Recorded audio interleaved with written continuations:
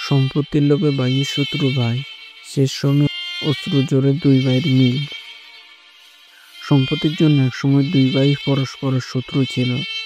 আজ জীবনের শেষ প্রহরে তারা দাঁড়িয়ে আছে একে অপরের সামনে।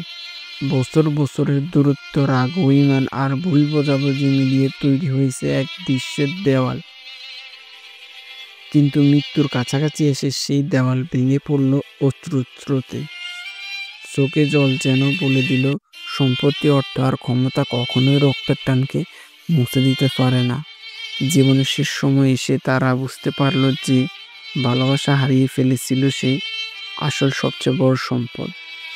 মানুষ কাঁদল, কারণ এখানে শুধু দুই ভাইয়ের মিলন নয়, বরং হারিয়ে যাওয়া সম্পর্কের বেদনা আর রক্তের টানে অটল সত্যের সামনে এসে দাঁড়িয়েছে।